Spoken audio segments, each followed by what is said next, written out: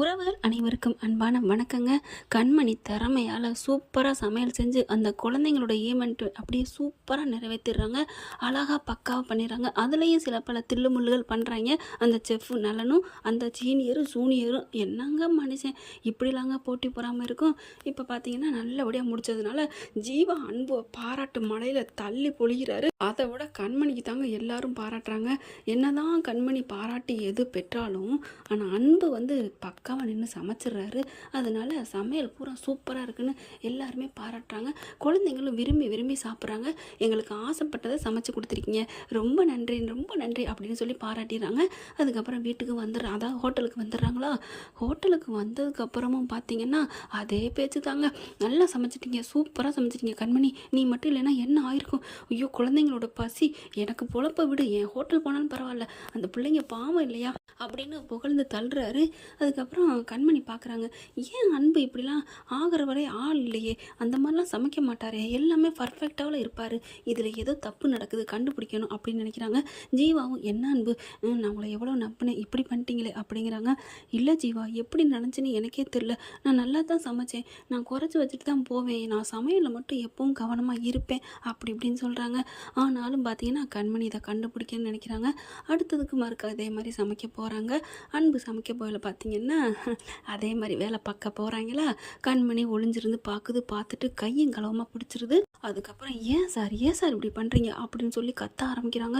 எல்லாரும் வந்துடுறாங்க. என்னாச்சுன்னு கேட்க, அன்போட சாப்பாடு இப்படி போனதுக்கு காரணம் யார் தெரியுமா அப்படின்னு கேட்க, யார் அப்படிங்கிறதோ இதுங்க தான், இப்போ பாருங்கள் நான் பார்த்தேன், அதெல்லாம் இல்லை, இவன் வேணுக்குன்னு போய் சொல்கிறா, அன்பு அவளுக்கு ஏதோ பிடிச்சிருக்கும் போல இருக்குது, அதனால எங்கள் மேலே பழி போடுறா அப்படின்னு ரெண்டு பேரும் சொல்ல, அப்படியா வாய் வார்த்தை ஆதாரமாக காமிக்க முடியாதுங்கிறதுனால நான் வீடியோ எடுத்து வச்சுருக்கேன் பார்க்குறீங்களா அப்படின்னு சொல்ல, ஐயோ மாட்டிக்கிட்டோமோ அப்படின்ட்டு, சார் மன்னிச்சுங்க sir, Jeeva sir please sir அப்படின்னு கெஞ்ச ஆரம்பிக்கிறாங்க.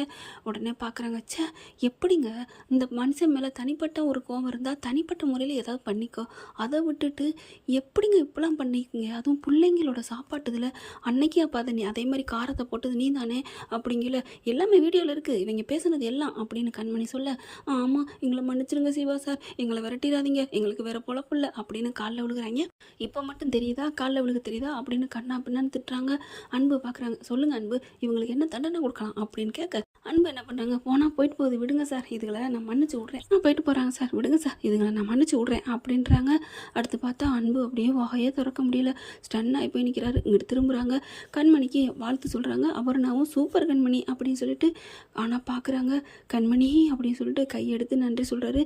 விடுங்க ஒன்றும் பிரச்சனை இல்லை கண்மணி, நானே எனக்கே மென்டல் ஆகிட்டேன் தெரியுமா, எப்படி நான் நைட்டு ஃபுல்லாக எனக்கு தூக்கமே வரல, எப்படி நம்ம இப்படி சமைக்காமல் நம்ம குறைச்சி வச்சம்மா வைக்கலான்னு நான் கொஞ்சம் மென்டலாக தெரிஞ்சேன் தெரியுமா, ரொம்ப தேங்க்ஸ் கண்மணி, என்னை ஒரு எதிரியாக நினைக்காம. என்னது நான் உங்களை எதிரியாக நினச்சேனா, நான் நினச்சேனா, இல்லை இருந்தாலும் நமக்குள்ளே ஒரு வார் போயிட்டுருக்கு இல்லையா, அப்படி இருந்தால் மற்றவங்கள தான் யாரும் நல்லது செஞ்சுருக்க மாட்டாங்கல்ல, எனக்கு உங்களை பற்றியும் தெரியும், உங்கள் கேரக்டர் என்னன்னு தெரியும், அதனால தான் நான் கண்டுபிடிச்சேன், ஆனால் நீங்கள் எந்த இடத்துல தான் அப்படி பண்ணியிருக்க மாட்டீங்கல்ல அப்படின்னு சொல்ல முடியாது கண்மணி, இருந்தாலும் நான் அப்படி விடுங்க அப்படின்னு சொல்லிட்டு கண்மணி கிளம்புறாங்க.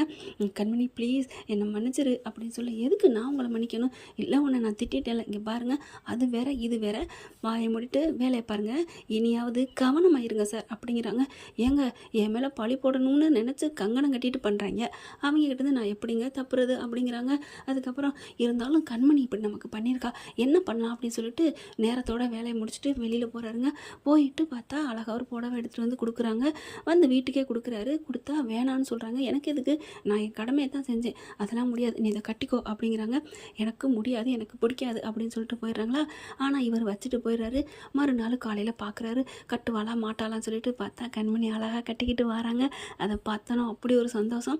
ஆனால் கண்மணிக்கு கட்டுவோமா வேணாமான்னு யோசனை பண்ணி பார்க்குறாங்க. இருந்தாலும் அன்பு பாவம்னு சொல்லி கட்டிக்கிறாங்க. என்ன ஃப்ரெண்ட், இப்படி போனால் நல்லா தானே இருக்கும், பார்க்கலாம் என்ன நடக்க போகுதுன்னு.